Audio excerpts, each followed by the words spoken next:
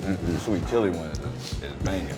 No, These try. spicy. This is like my threshold right here. Buffalo? Buffalo. Mild. Medium. I don't like when it's like just hot to be hot. Right. I like a spice. I like some spice. Y'all try some of this honey gold. I'm trying to be to gone. enjoy my food, not battle. You know what I mean? We do enough battling already. You know, the way our season is going, we're trying to find that consistency and, you know, who we are and how we attack each game, how we attack each play. That's part of the highs and lows of the things that we've had and like the games that we've lost and even some of the ones that we won. You know, just finding that consistency, and when we play everybody, you know, in full confidence and full speed, we a dangerous team. I think we're finding it now, and I think we're hitting our stride, and it's, you know, it's the right time, it's the perfect time.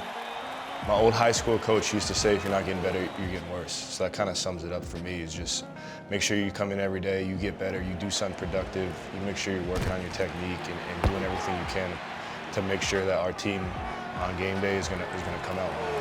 Whether it's a meeting, whether it's a lift, whether it's we're on the field practicing, it's about winning that session, winning that day, going 1-0 that day, which will lead to the game, which will lead to success when you need it the most. And like that is how you take care of a opponent on a weekly basis. It's an everyday thing. It's not just a game day thing. It's about going 1-0 every day, putting your best foot forward, no matter what the session is, no matter what, you know, the day is calling for. Just giving it your all and making sure that you did more than you did yesterday. You know, Hamilton's kind of had our number this year. First two games were kind of, you know, not our best football, and we're a better team than what we put on. We just dug ourselves a hole early in the game, got down, and then I feel like we just ran out of time, you know? If there's another 5 minutes, I think we would have won the game. Sometimes you don't come out on top, but you love to see the fight. You love to see the passion and the will, the drive to get back in that game and have a chance to win. And it's a testament to the team and the character on this team, but obviously you want to win that game, especially Labor Day. A 55-yarder for Mark Leggio, and the Ticats have taken a 31-28 lead. It would have been better if we could have got the W so we could, you know, keep them quiet a little longer, but you know, we got another shot. Yeah, that mall look good. I just want one bite. I gotta find you start eating first. I'm gonna find the perfect bite. Yeah, I'm good. You good? I don't even get an Oreo. That's his limit. That's Jake's sweet limit. That's why he mad he didn't get the Oreo.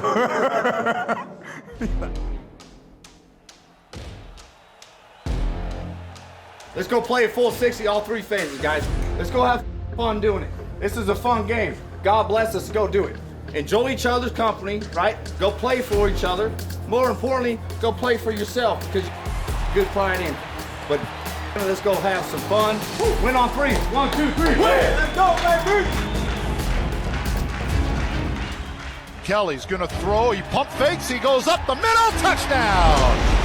Chad Kelly into the end zone, and the Argos are a point away from tying it. Looking, he's gonna step forward, then throw to the end zone for the touchdown! Mackay Polk, and the Argos have taken the lead. They're gonna pack everything in, empty out the backfield. They're gonna snap it from the far line. They didn't have an end on the near side. A flag goes down, and they don't get in. Toronto defensive line. Oh boy, there are hands on the white line and over the white line. That's what's being called here. They'll give it to Litre again, and he doesn't get in again!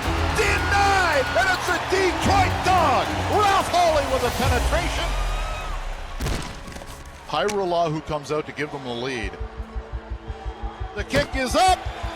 Bingo! Hyrule, who gives the Argos the lead with 56 seconds left. It is 31-30. One, maybe two more plays left for the Ticats. Back to pass, Mitchell has a man at the 40-yard line, tackled immediately. Zeros on the clock. Snap is good, hold is good, kick is up, he got it! And the Ticats have swept the Argos with a 33-31 win. we just got to come out and execute better. In times when we got a chance to win the game on the line, every detail is much bigger. Every penalty means more, things like that. So, we just got to execute better when it comes down to it. I think, we just got to approach the week like our back is against the wall and come out firing. And we got a good opponent coming next week, and I think we'll see some good football out there.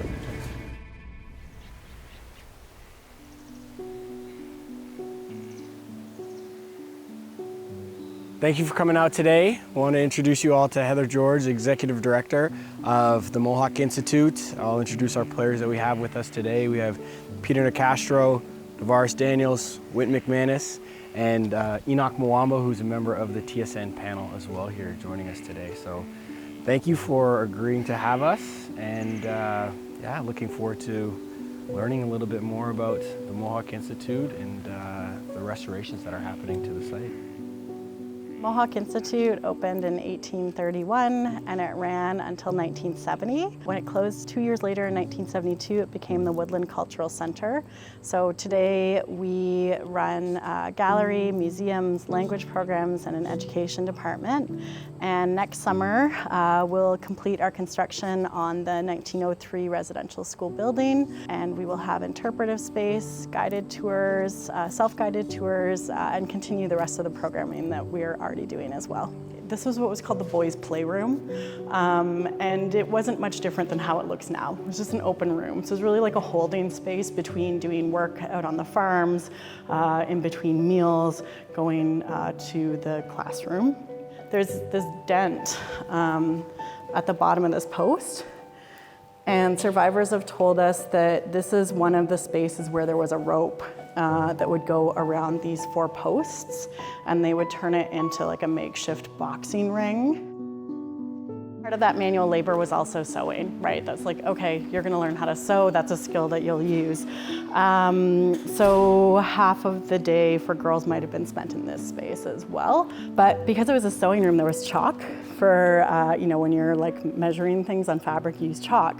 And so the girls would get under the table and they would write things with the chalk. And sometimes you'll see numbers. And so they were putting their number, or sometimes I think there's one where it's like this number plus this number. So right, they're kids. And so they're doing the same thing like we would do with our textbooks or with our desk at school, right? They're leaving that evidence of themselves being here. Did not go by names at all, it was just the numbers? A lot of them used their numbers themselves as well, yeah.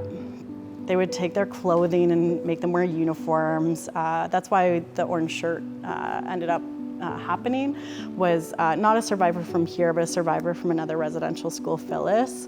She had an orange shirt that was made by her grandmother and was taken from her.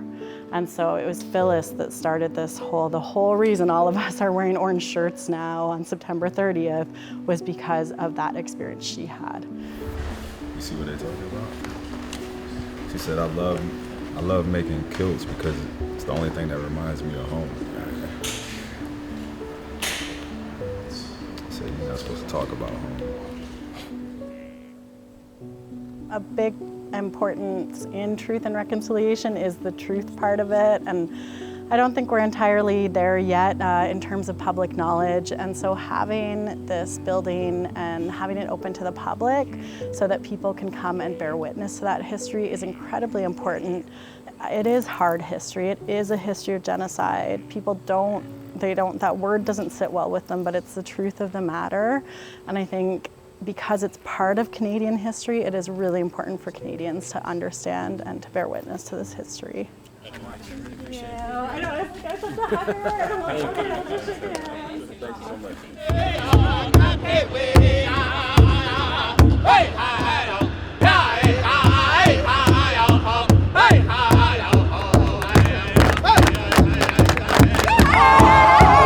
Having Ty and Nega here tonight is absolutely amazing. Gives us an opportunity to kind of finish our experience with them. Tonight, our opening ceremonies, we had a flag song performed by the Bear Creek group as well. Welcome from Grand Chief Larry Salt of the Mississaugas of the Credit First Nation. It's a wet night here in Toronto, down by the lake at BMO field for the third meeting of the season between the Alouettes and the Argonauts. In the long history of the Toronto Argonauts Football Club, no kickers had 8 field goals in a game. And through it goes. What a night for Lirim Hajrullahu.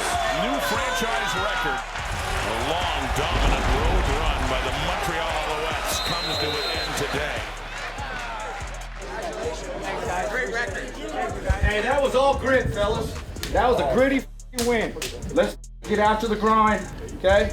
Let's make sure we see these one more time, okay? And let's just get on a streak, okay? We got one. Let's go 1-0. You got a record setter right here. You got a record setter right here.